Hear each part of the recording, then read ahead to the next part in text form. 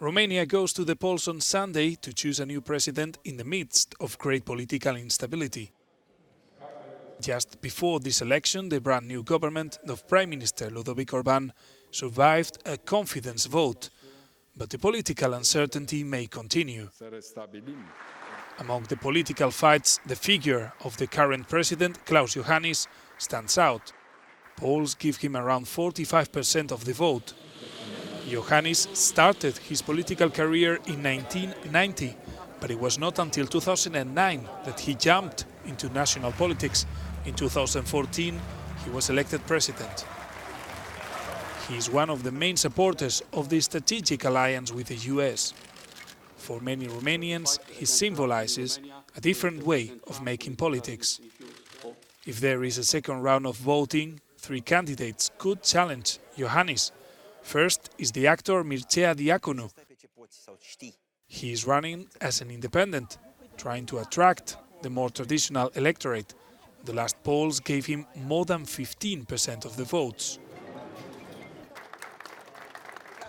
According to the Romanian press, the most significant rival for Iohannis is the former Prime Minister Viorica Dăncilă, supported by the powerful PSD.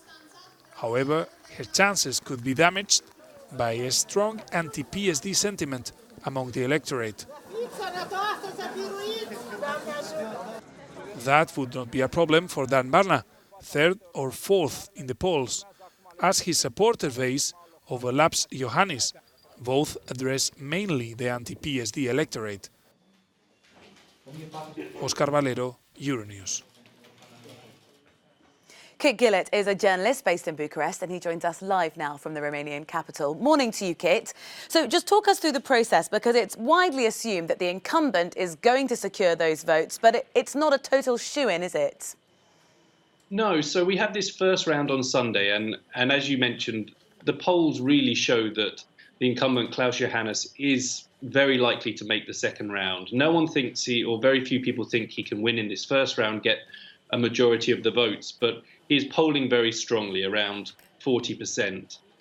He is not someone who evokes a lot of passion from the voters. He is seen as quite a safe pair of hands, and there are many people that have appreciated what he's done over his first term without feeling very strongly about him as a candidate or him as a politician.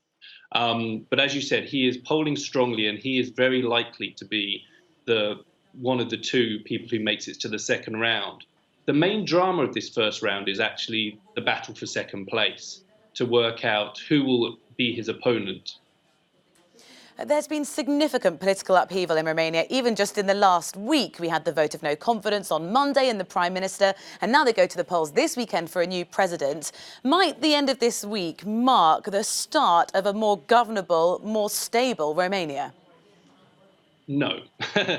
Put simply, because we will have this, after this presidential election, as you mentioned, there is a new government now. There was a vote of no confidence in the last government in October, and the new government, which has taken a while to be formed because it is a minority government, is now in place. But they have a very weak kind of mandate. And no matter what happens, there will be a parliamentary election again next year, next December. So realistically, in 12 months' time, there will be another parliamentary election, which means that all of the parties between now and then are really going to be in kind of campaign mode. So realistically, no, we have another at least 12 months of quite political uncertainty in the country. And I think, well, a lot of voters, a lot of Romanians have a lot of political fatigue right now.